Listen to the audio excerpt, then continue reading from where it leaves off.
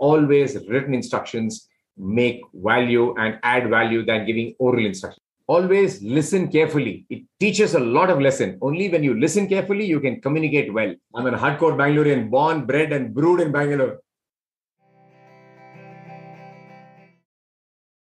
This is the 37th episode of Dream 100 Show with Mr. Chandramouli. Welcome to Dream 100 Show, listener. I'm your host, Savita Hosamani.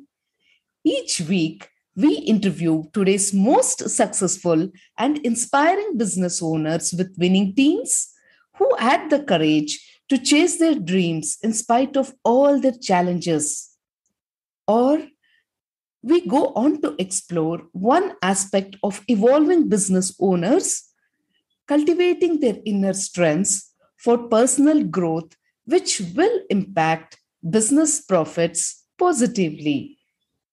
Join us as we bring you everything that goes on in the minds of successful business owners during decision-making process and gain insights to make smarter decisions. In today's episode, we talk to Mr. Chandramouli, who is a second-generation entrepreneur and has successfully completed 3 decades at his printing press, WQ Judge Press, which was established by his father and uncle. In his day-to-day transactions and interactions in the printing press, he identified that there was a lack of effective communication from his suppliers, vendors, and customers, which was impacting the business.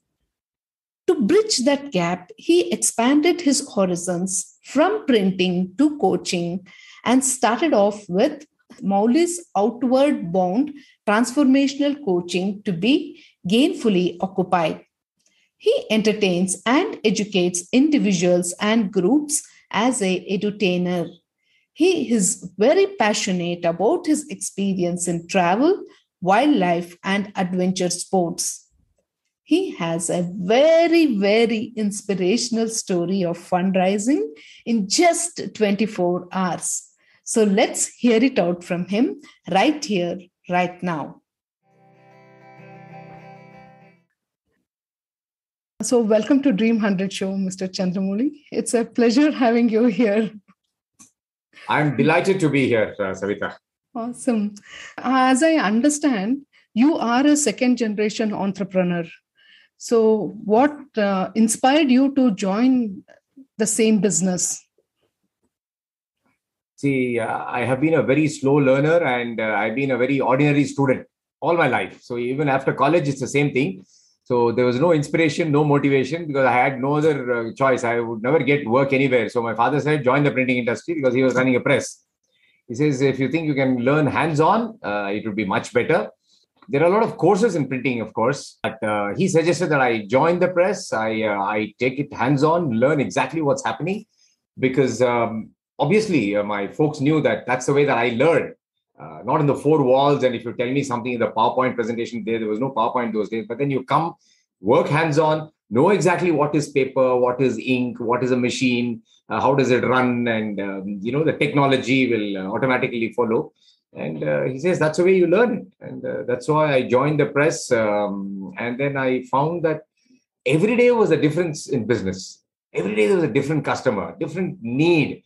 So I realized that's what my inspiration. I said, okay, the days are not going to be monotonous. Every day the same job. Like so many people come and say, oh, this morning I went, I switched on the green button, production happened. Night I came back, switched on the red button, I went home. How boring. That work? But my work is not like that. I don't switch on any green button, red button. Everything depends on me. The green and the red buttons are in my hands. I constantly switch between them.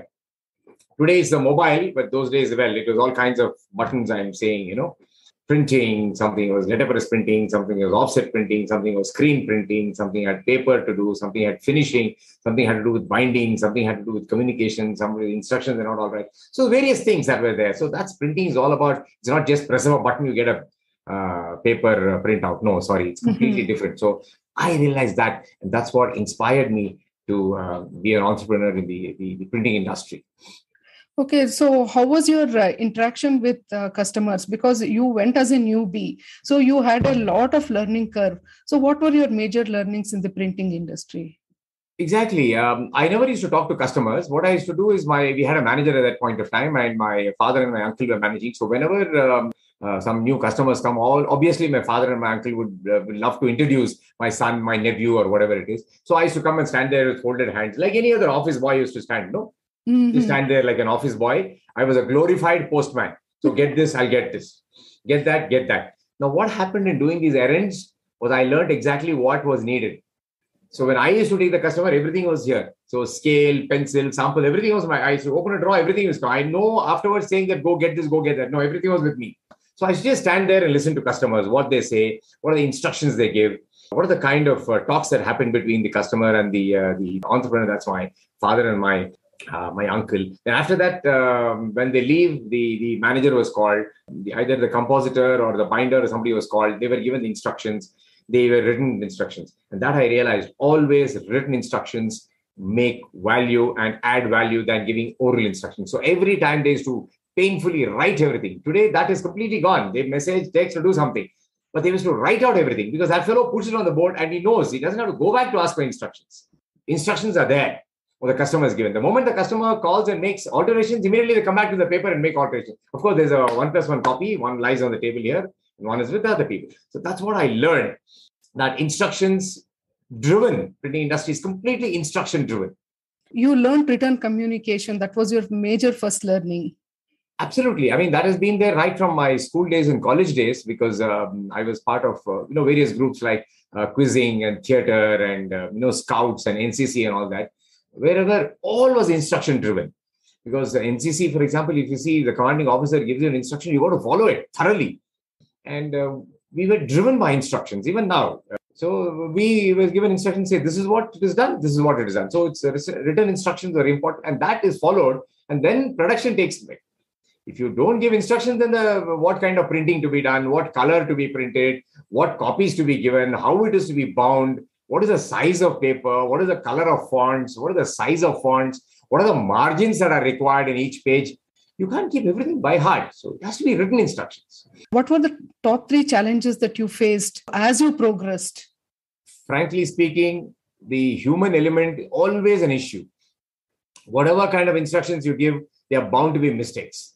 Whatever kind of instructions you give, they're bound to be procrastination. Whatever kinds of instruction you give, how much you drive them, the workforce is a workforce. They will not work that. That's why the India's per capita working hours is not gone up more than 48 minutes in a day, where Japan is 7 hours and Germany is about 6.5 hours.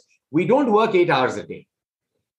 Mm-hmm. And then there's a chai wala coming, then you spend time, then you gossip, then you go here, go there, get that material, get this material. For everything procrastination. So I have to drive them. See, I was telling the people that there is nothing called rashness. When you're driving on the road, when you're driving rashly is different.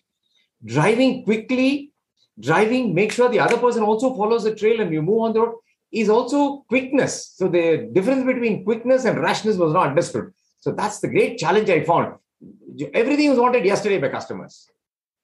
Give it today, urgent. They're getting married urgently. They're they're opening some office urgently. They want to go somewhere urgently, but nobody's on time. So here also the same issue. They want urgently, but we are not giving it on time. Why? Because delays are there. Then you tell them to buy the paper. Then there is some problem. There is some strike there. Some roadblock is there. Paper doesn't come on time. So these are challenges we found. Finally, I found putting men and materials together was the most difficult aspect of, in fact, any industry, production industry and printing industry especially. You were a second generation entrepreneur. The business must have been quite profitable for you to continue to the second generation as well. You started looking into different options. What made you to look at that second option in your life? Frankly, Savita, it's a myth that all the printers make a lot of money. No, we have a lot of work, but no business. Because we work from morning to night, labor is very expensive. And then finally, when you enter the product and they give you, say, no, we can't pay you this much, we can't pay you that much. Labor is the one that's cut, unfortunately. They pay for material cost, but for labor, they think labor is cheap. But unfortunately, labor is not inexpensive.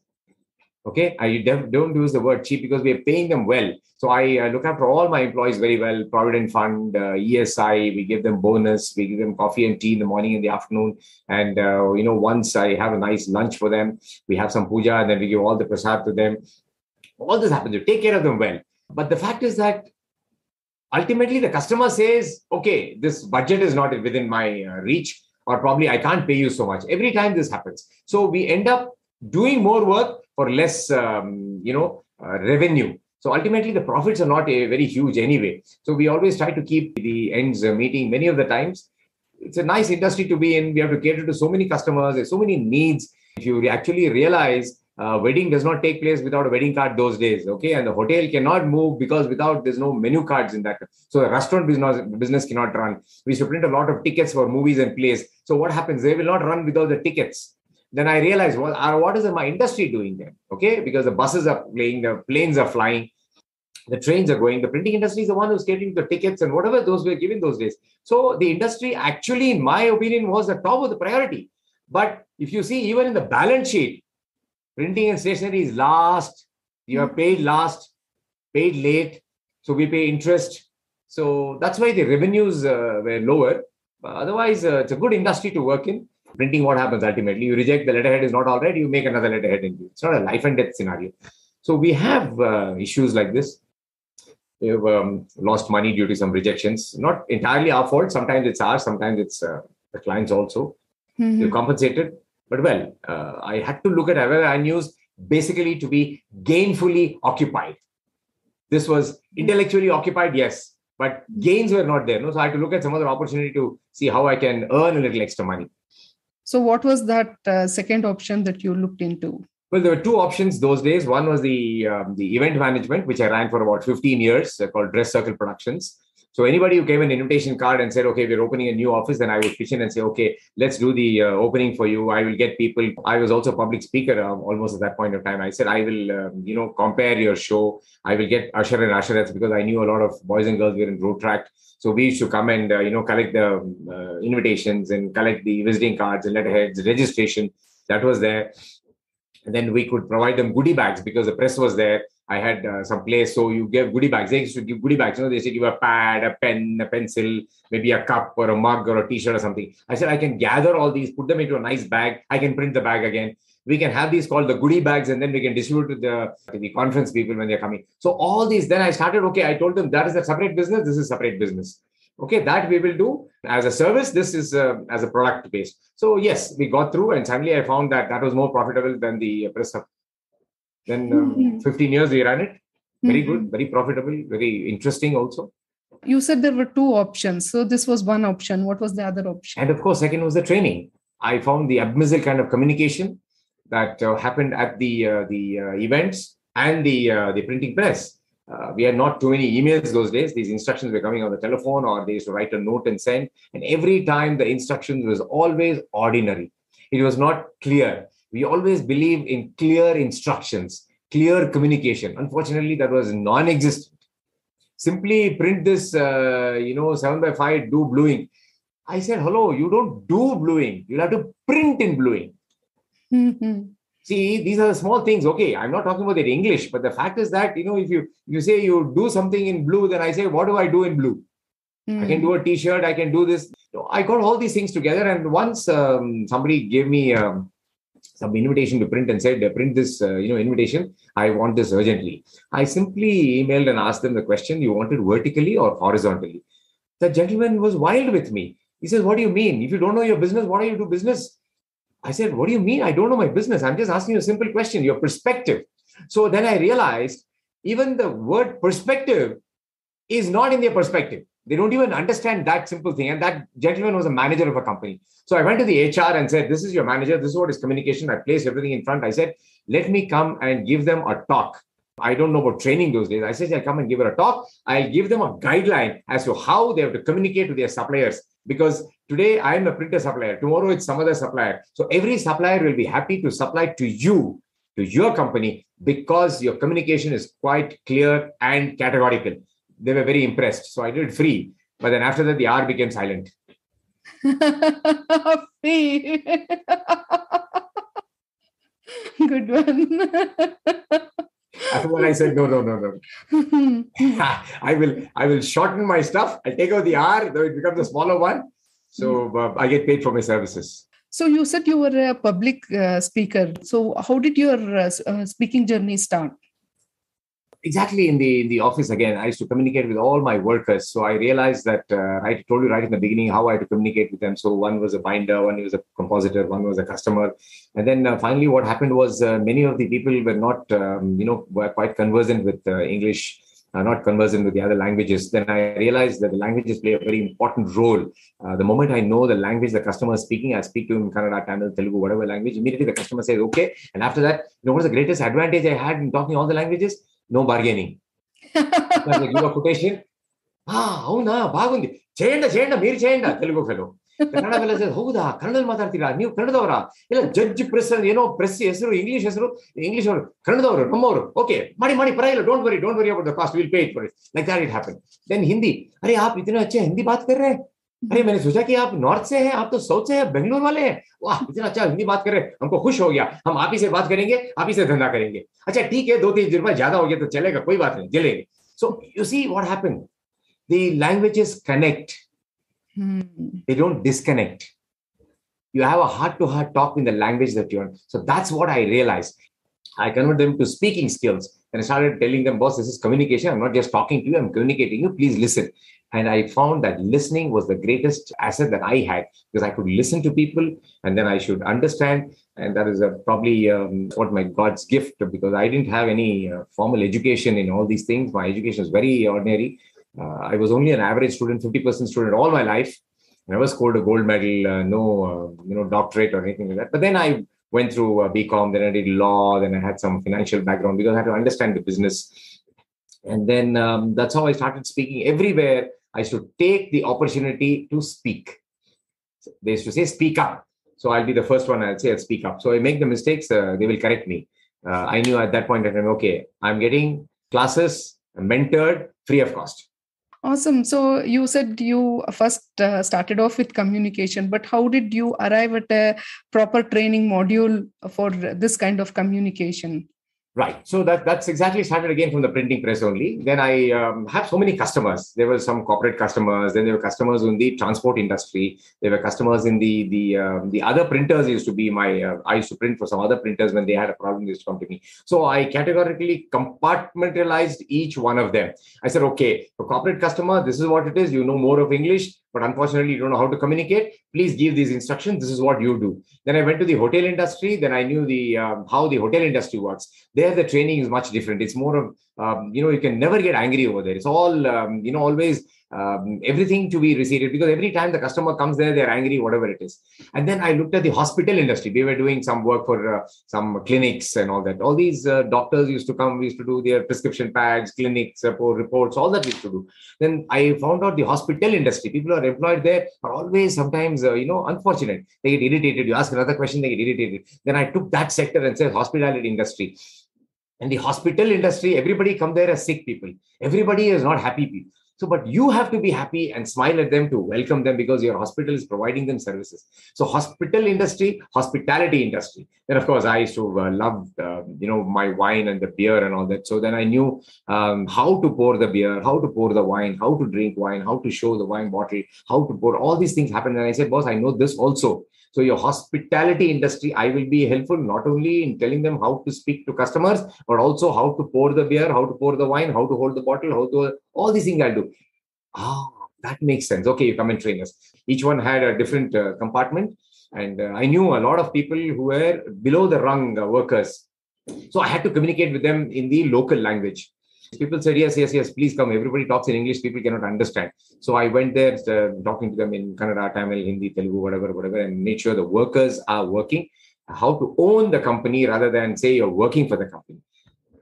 And that's how I started. And each one was a division. Each one is separate. Hospital industry, hospitality industry, the corporate industry. Then, of course, the students. I had a lot of students from the printing industry, Shrishti School of Design, National Institute of Design, a lot of designing students and all that. So there also they needed, because they had one paper for printing. So with printing, I also taught them how to communicate. So that was another category. So that's how I compartmentalized each one of them.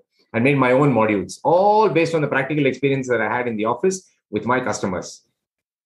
So my father and my uncle had passed away at that point of time, and then I had to do everything myself. So my day starts at 5 in the morning, ends at 12 in the night.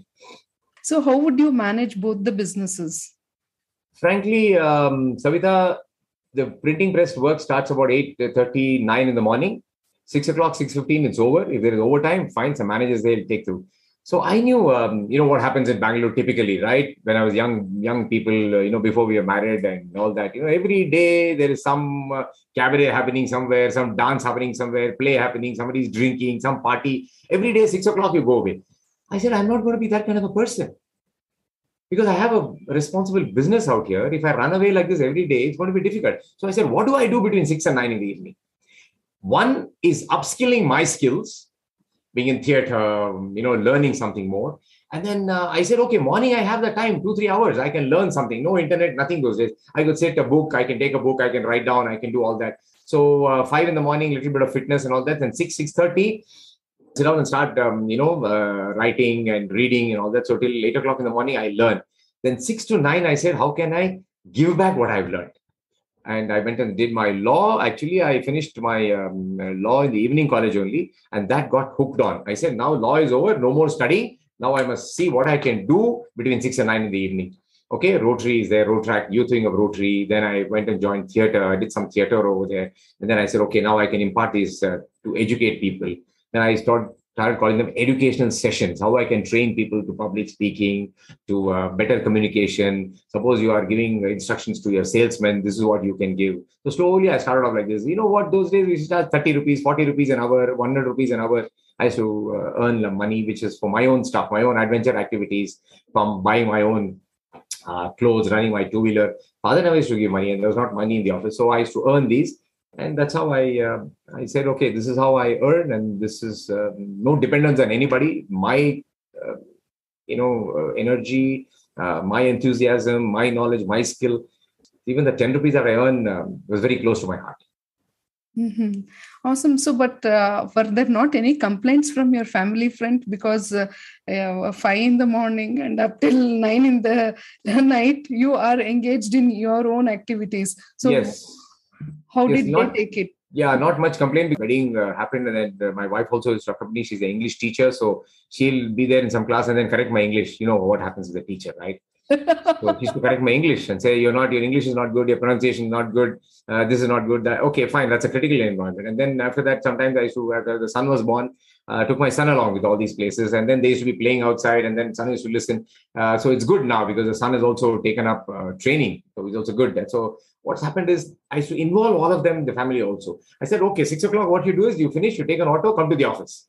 I will not go pick them up. You come to the office. We'll go to the theater. We'll go, probably to a park. We'll do this. But in the meantime, when I'm talking to somebody, 1 hour program is there.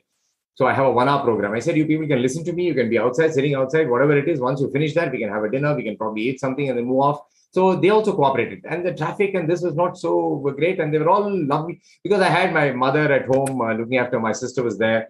Brother-in-law was there. So we're all there. So there was not anybody lonely at home. Mm-hmm. Many times I used to invite some people at home, and the house also we used to give conversation, talking, but the fee was not there at home. But wherever I did outside, I used to charge. So these people will come, look at me, what I'm doing once I finish my work. And I knew that they know that I'm not wasting my time. I'm actually gainfully occupied. So that sense of belonging, sense of commitment, sense of dedication was also ingrained into my wife, my mother, my child, everybody. I was actually practicing what I was preaching. Wow. So how did you bring in that element of entertainment into your training concept? I finally found that without humor, without entertainment, nobody's going to learn anything. Awesome. Okay. Kishore Kumar was once called to a lovely program to give the prizes in a college function. And it so happened that the penultimate, the final item was, individual singing competition. And one boy won that competition. He sung a Kishore Kumar song, and he won the competition. And Kishore Da, it's a true story, by the way. And Kishore Da, is a very cranky person and also very straightforward person. So he called the boy, put his hand in the tap and said, "Bacha, kya gana gaya? Fantastic, bahut acha gana gaya. But ek baat hai, tu mera gana gaya, mere jaise gana gaya."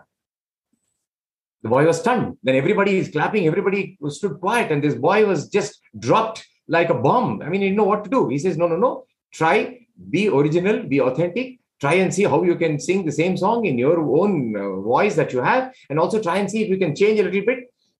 Thoda harkat idhar udhar karke galo. It's okay because that'll be your original style. Then I tell them, my dear friends, never ever try and copy anybody. Your authenticity and your originality will be yours always. So that's how I start each one of them. And then say, oh my God, yeah, we didn't know that. So I have somehow cut that. Today it's all copy paste. Those are also the same thing. You just go to the library, copy and paste it. I said, plagiarism is not in for you. Be original. Write your own scripts. Write your own, talks. Write your own messages. Please don't copy from somebody. So like that, for each one of them, I had a nice story to tell them, put them together. And I said, this is more entertaining for them because at the moment say Kishore Kumar, everybody says, Kishore Kumar. So I knew. Then everybody laughs. So I knew the moment you laugh, the moment you get entertained, your assimilation of knowledge and to take that core point, now they will not forget anything. They will not forget Kishore Kumar, nor they will forget the incident, nor they will forget the word originality and authenticity. So everybody wants to be authentic and original. I don't want to copy my style. I am doing this. So I'm very happy about it. And it's not selfishness. I told them it's not selfishness.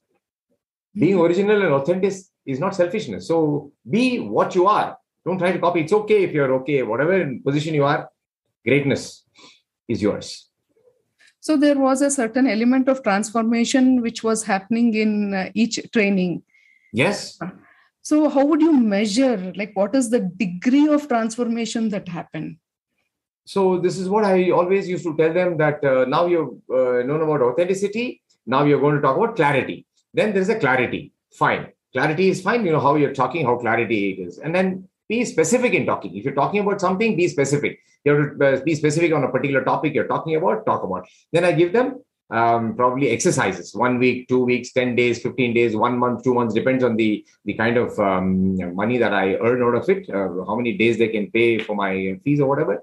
Then the various levels. And then I tell them, you come back after a month, after a week, after 10 days, and I want everything written, recorded. What happened? Then, there's a speech that you've written. You have to come and I'll give you a couple of audience, like my friends, my family, whatever it is. Everybody listen to you. We have listened to you. Earlier, we used to record in tape recorder. You please speak now. And I used to tape record it. And that recording was there. 1 month later, I'll play that record. This is what you were 1 month earlier when you came for the class. See, this is my recording. Because it was tape recorder, tape was so easy, anywhere, battery player, you keep it, you press it, it'll switch on, it's so easy for us. So, and then 1 month later, I'll come see you've written your own speech, you practice all this, now I'm going to record again. Record it, play it again. You see the difference? You have 50 to 60% improvement. The I know, where, all these crutch words they say is all cut. Now you're at least able to construct a sentence properly. You're talking continuously. That is what is important. Your voice and body, I don't know because I can't see it on the tape recorder. Nice gestures, you make it. So I know that this is here and give both the cassettes back to them and say, okay, you play it and see. One is 1st of January, just a hypothetical example. And look at this 1st of February. Look at the difference that you have. And then you talk to other people and find out where they are. And then many people have, they send comments and say, sir, thank you so much. Today in my college, I took up this and I won the first place. And the teacher was very surprised. She says, damn it, 6 months ago, you couldn't even stand here and talk. Today, look at Ramesh. Today, he's won the elocution competition. Awesome. I said, completely not mine. His effort is also there. But I know, okay, this gentleman was 6 months ago, he was like that. And today is like this. Mm-hmm. So that's your USP, is it? Yeah. We even now because of mobile and all is there to record. Otherwise, those days, you see, I had so many. I threw away all the cassettes now. Unfortunately, I didn't know. I should have kept something at least for posterity. But then we didn't. Usually in the house, you want so many cassettes. What are you going to do? All waste, throw it. Already junk in the house. I said, okay, throw it. What are you going to do with the cassettes? I should have kept some and seen how somebody spoke 1 month earlier, and then after 6 months, what they are, and today how they are. Major transformation. So they all said, sir, thank you so much. Actually, they were persons who completely changed the way they behave, even dressing sense, for example. I told them presentability is not just presentability of your voice, unpressed clothes, uncombed hair, unkept facial hair. I think everything contributes. I mean, transformation is not necessarily just about the inner self. The outer also is there. I mean, you will have to take care of that also. Because the moment somebody sees your unpolished shoes, they say, oh my God, this guy is not good. Immediately what happens? They don't even care about what you're going to say. Because they say, if you can't take care of your own shoe, what you're going to take care of other people? So all these are playing psychologically in the mind.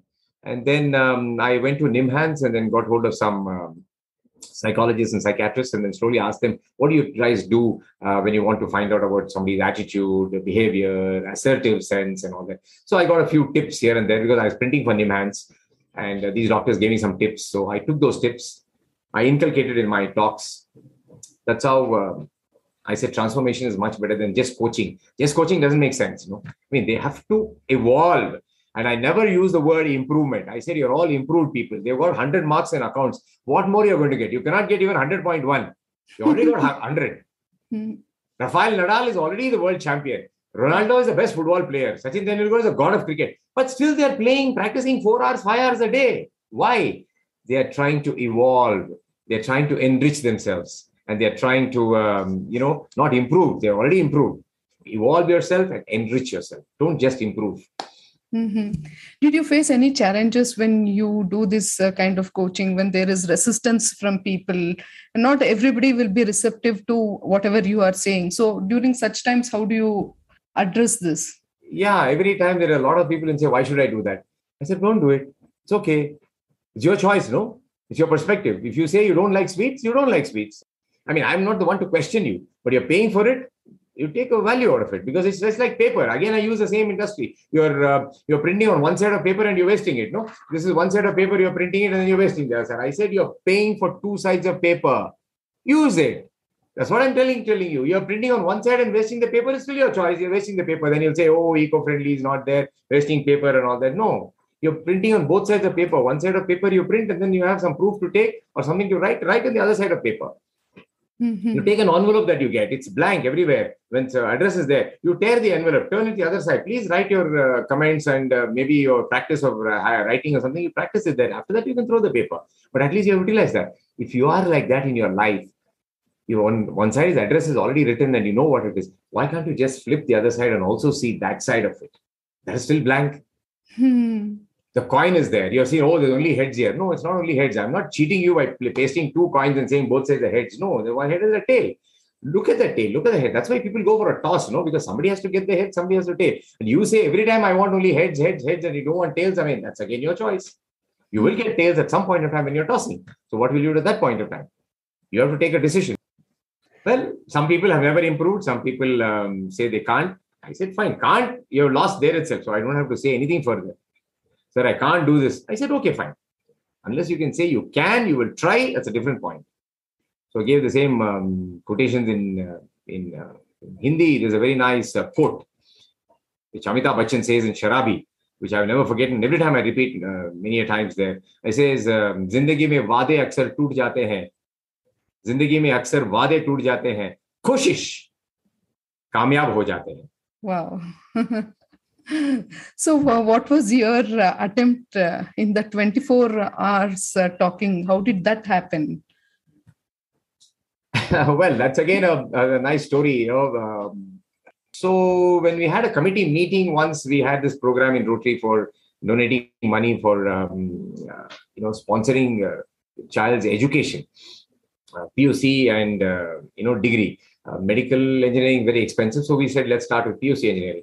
So as the meeting was happening, I was telling them they wanted to have some program for a musical program. So they want to get a musical person, pay him 6-7 lakhs or her 4-5 lakhs. Then you have it in Chaudhaya, pay another 1 lakh there. There's that ticket printing advertisement. And then finally you end up 20 lakhs. So what happens? You're earning about 8 lakhs. I said, listen, there's no point in spending 8 lakhs, 10 lakhs, and then earning 10 lakhs. So what we should try and see is what all we can try and do, spending less money and trying to see how much of funds you can raise. Suddenly, out of nowhere, somebody shot out and says, Mouli, you only talk, you don't give any concrete solutions.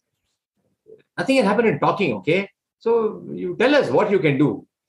It just took me 1 second that time. I immediately turned to the president. I told him, President, sir, I will raise, साहब ने बोल दिया ना, I will talk and raise 10 lakhs for you. मुझे बोला ना बात करता हूँ और कुछ नहीं करता हूँ. So he says I'm only talking, I'm not doing anything. I will convert these talks into speeches. Maybe 10 lakhs, 12 lakhs I can raise for you. Within 24 hours I'll raise. They all started laughing, mocking at me. Somebody said you're a stupid fellow. Somebody said you're an idiot. Somebody, all usual comments come up, no? In front of everybody. I am not worried about all these things. I said, boss, you say what you want. Within 24 hours. I said, not now, 24 hours, boss. You give me some time. I will raise that money. Within 24 hours, I'll give you that money. But I don't know what I will. I know what I'm going to do now. But it'll take about 8-9 months. He says, after that, I'll give it to you. That means your academic year is there, no? From this June to next June or this March to next March, you have your 1 year. No? That 1 year, you want money from one member, I will give it to you. Then it took me about 9 months to prepare. So I started preparing 3 hours talk for 1 month. So it took me 8 months to do 8 capsules of 3 hours. PowerPoint presentation, talk, script, everything. Then 1 month I had to rehearse, no? That is the 9 months.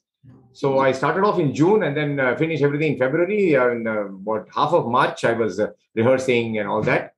And one March morning, 8 o'clock, I started non-stop. I stood. I said, I won't even sit down. Oh my God. 24 hours I stood and 24 hours continuously, non-stop I spoke. 3 hours each capsule. On our family, friends, Rotary, adventure, wine, fine art of wine, drinking, public speaking, old Bangalore, pranic healing, yoga, sports and pastime, all these things I spoke about in the capsule. And the next day morning, I was standing tall right there. And then I had about 12.5 lakhs. Oh my God, that's awesome. But wow. So I told them, see, I told you, no, when I speak, I will earn. So I told the president. And then president told me, Mouli, you don't know that one corporate sponsor said that whatever money we raise, every rupee, he will match it. Ooh. My dream, I had a dream. Wow. 25 lakhs I raised, madam, in that 8 a.m. to next May, 25 lakhs I raised. Awesome. And my dream for raising 1 lakh in 1 hour and telling everybody it is possible to do. And how much did we spend? You didn't even spend 25,000 rupees. The hall was ours. You had a photography and video was taken completely. And I had some presentation slides were mine. PowerPoint was mine. I didn't have to spend anybody. Coffee, tea was served. I paid for it. Some biscuits we gave. 24 hours it was happening. People bought their lunch or whatever and came, listened to it. They got some message. They knew they had learned something. So I told them I was not just talking. I was communicating. Number 2, I was educating them. So they got a message. Every 3 hours that I spoke, every 30, 40 minutes, I had a great message for them. Message of life, message of experience, message of sadness, message of humor, happiness, whatever it is. You know, there was a message. So they took down the message. The club made that money. My 6.5 lakhs, what is all the people paid. My printing association called me and said, Mouli, I have the one printer, you have done all these things. We don't even know a printer has done such a great job. You please come. The association is, president has taken a decision. We'll give you 5 lakhs right now. Wow. I went to the printing association, collected 5 lakhs. That 6.5 plus this 5 became 12.5 lakhs. Next morning. And the corporate sponsor, president called up and said, Murli bhai ne kar diya hai, pura 24 घंटा बात कर दिया है sir. He said, ठीक है, कितना collection किया? Sir, 12.5 lakh आ गया. ठीक है, 12.5 lakh चाक मेरे से ले ले. Oh my God. So 25 lakhs. Wasn't it tiring? 24 hours standing. It's unbelievable. Nothing happened. I've been inspired by people. Gopal sir, who has spoken for 90 hours continuously in Bihar and Madhya Pradesh and Nepal. So I was not going for records. If they can do it, I can. For me, 24 hours, no. So immediately I knew I had 24 hours, nothing will happen to me. What will happen? Oh my God. So your mind was very, very strong then. Yeah. I came next day morning, I waited, had breakfast, went home, had fun. I went to the party next evening also. Wow. This is amazing. So what are the 3 tips which you would like to give to people who are listening to this particular episode? Yes. Number 1, always listen carefully. It teaches a lot of lesson. Only when you listen carefully, you can communicate well. Number 2, never give up on anything. People will say you are good, you're bad, you're just whatever. Don't let people judge you. Okay? Let them evaluate you. Ask them to give the only opinions. Okay? And then keep their opinion fine. That never call that as a feedback. Take it as a future forward. Always look at whatever people say as a future forward for there for you. And number 3, always remain fit, because the moment you're remaining fit and mentally you're agile and physically you're fit, and only then I think you can perform. Being an entrepreneur, become a speaker, whatever measure you're taking it. I think fitness level has to be very good. It doesn't mean that you go to the gym to half an hour every 2 hours and then practice. No, it's not like that. Fit meaning just make sure that you're flexible. Because if you're flexible in your mind and body, my friends, you'll be flexible in your business too. It doesn't mean you accept nonsense, but the fact is that, well, it contributes quite a lot. And I always believe in the P principle. If you can follow that, it will be the great one, which I always advise people. One is, first is passion. We all know P is very important because when I run out from here, now I use the Lu, that is the P, it's inevitable, all has to go. One is passion. Do anything with passion. Passion is not actually a plan, it's actually a feeling. If you feel good, that's a nice passion for you. First is passion. Anything you do, please do it with enthusiasm. Don't be like all the government employees and the road guys who don't care about what they do, just want money. There's no enthusiasm in doing it. That is why everything is in shambles today. Anything you do, please do it with enthusiasm because that will last long. If you just have passion, just have enthusiasm, does not make any difference to you, my friends, unless you have 4G, 5G, you have it in your phone, you're very happy. Parle G biscuit also is happy. But if you don't have energy, very tough. So passion coupled with energy and enthusiasm, you will go afar. Wow. So what is the best advice that you have received? Best advice I have received? Actually, a quote which one of my teachers told me, which I still follow. And I think that's also an advice because he told me, because this is good. What you wear and what you are has no bearing on what you can be. Beautiful. What is the funniest moment according to you? Yeah, every time I think of it is that I once bought a railway ticket and went on the 2nd of May to ticket collector and went and showed it to him. And he looked at me, laughed, he put his hands around, got down from the train. Then in Kannada, typically he said, yes, sir, next month the train is I couldn't differentiate between 2.5 and 2.6 because I had not read it very well.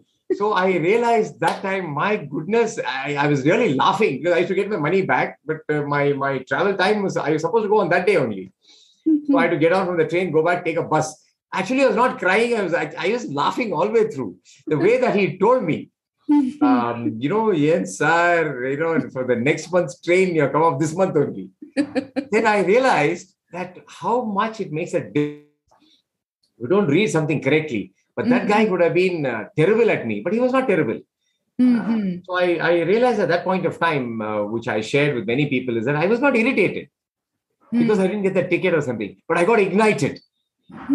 So these kind of humor situations sometimes ignites you. So that situation I can never forget. So even today, when I go to a theater, movie, wherever I will go, I make sure that, okay, am I on time? So you have had varied experiences, be it wildlife, be it winemaking, adventure sports also, and you have traveled a lot also. So what have been your life-sharing learnings from these experiences which you have had? Frankly, how to deal with people. It's so important how you treat the other person. Not only how you treat the other person, also make sure how you talk to them and how you communicate with them. So each culture is different. Each place is different. The way they speak is different. The way they behave is different. So every time I felt my friends is that always, people say he's like that, she's like this is not good, that is not good, this is bad. But actually, when you travel, the advantage that you have is that everybody actually treats you very well. They treat you very well. They want to know why you have come here, why you want to know their culture. And they're all very happy to know that you come to learn their culture, to learn about their cuisine, to be with their people. And I've not come there to fight. I've actually come there to love them. This love is not an emotional love. That's what I realized. It's called the decisional love. That's what I got to know in all my travels. Anything from young boy to an old lady, they all want to love. Everybody wants love. All these war we talk about today, it's completely, baseless. Everybody wants love. That's what I went. 20 countries, everywhere I was welcomed with warmth and love. I'm from India. I'm from here. I'm colored. No, you're a visitor to a country. That's it. And in adventure sports, what I learned, you have to take care of yourself. Nobody will come to your help. You're sitting there at 4,000 meters in Kilimanjaro peak, and then 10 people are following you just because you went up first. You will have to go there and you're climbing. You have to be there. There's nobody to help. You will have to do it yourself. If you're in the coldness, you have to face the coldness. If you're heat over there, face the heat. So it means that you have to take care of yourself. How can you take care of other people? You can't take care of yourself. So that's the lesson I learned in adventure sports, that you have to be taking care of yourself, control yourself. Only then you'll be in adventure. Otherwise, you won't return here. If you look at the Himalayas, if you look at the deserts and all that I travel, minuscule. We are nothing in front of them. I'm that minuscule. But what's the lesson that I learned?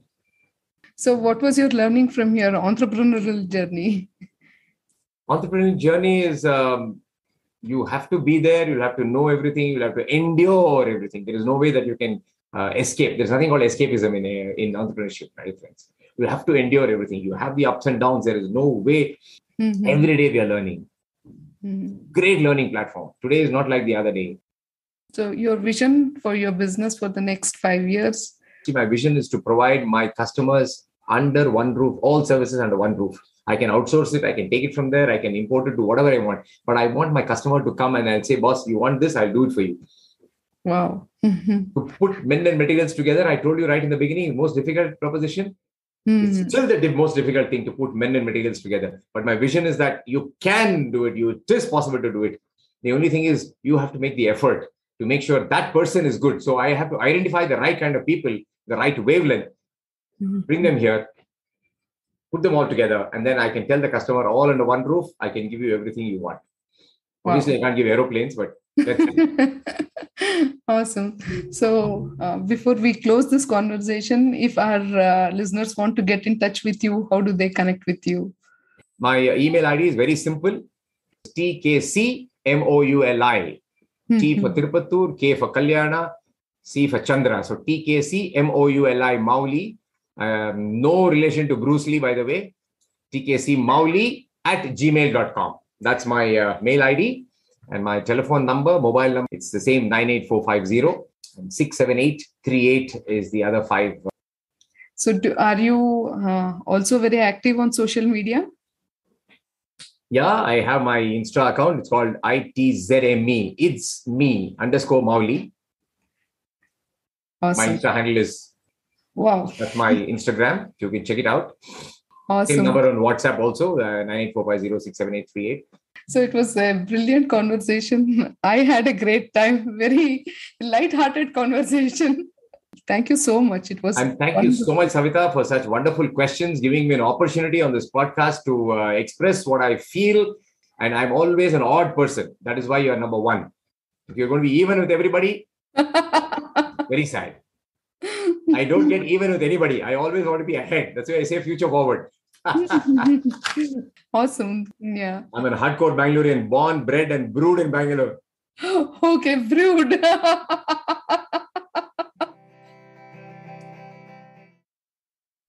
I thank T.K. Chandramouli from the bottom of my heart for such an engaging and interesting conversation. Here are my few takeaways from this amazing talk, which I am sure will be useful for every entrepreneur and listener. The first learning is listen carefully. It teaches a lot of lessons. Only when you listen, you can communicate effectively. The second learning, do not copy from others. Be original and authentic. The third learning is evolve yourself and enrich yourself. Don't just improvise. Fourth learning, don't ever give up and allow others' opinions to change your decisions. The fifth learning, remain physically fit and mentally agile to be more productive at work. Sixth learning, when you are flexible in body and mind, you will be flexible in business too. The seventh learning, passion coupled with enthusiasm and energy will take you far.